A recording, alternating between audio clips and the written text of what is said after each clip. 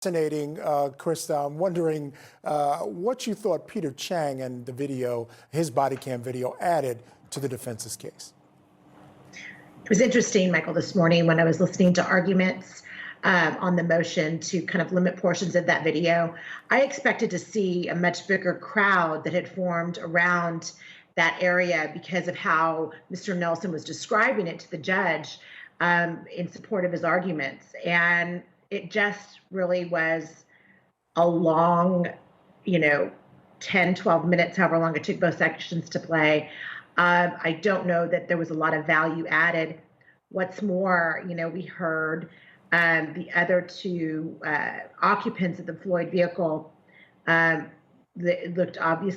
looked intoxicated. We know that Maurice Hall lied about his name.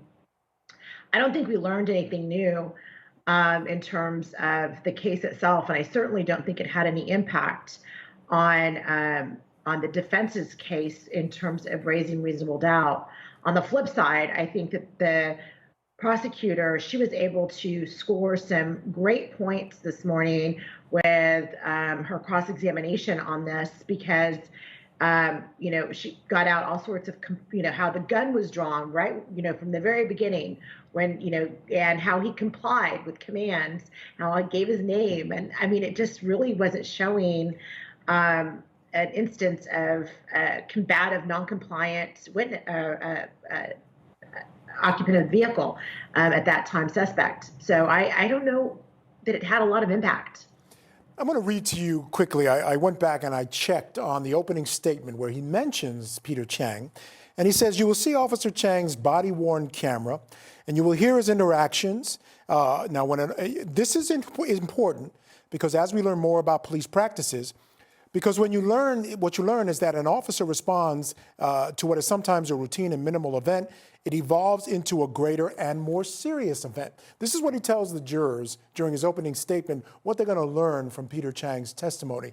Did he achieve any of that, Christa? Any of it? I mean, I can tell you this from watching the video. I could see where, he mentions quite a few times that there's lots of cars going by. There's some people watching across the street. We see like two people, I think, watching from across the street from the corner. There are a number of cars turning and going by. But again, nothing at that scene elevates to something that appears to be or should be, and not even in Peter Chang's voice do you hear real concern.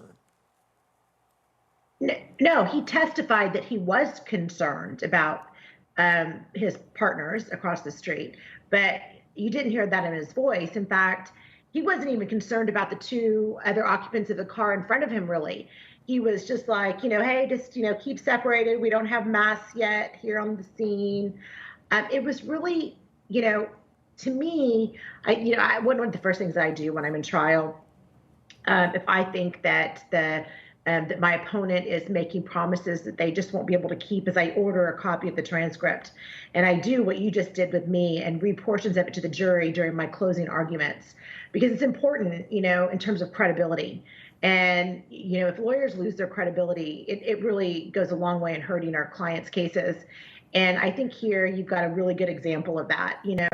I think Mr. Nelson made a lot of promises in his opening statement that he's just not, been able to,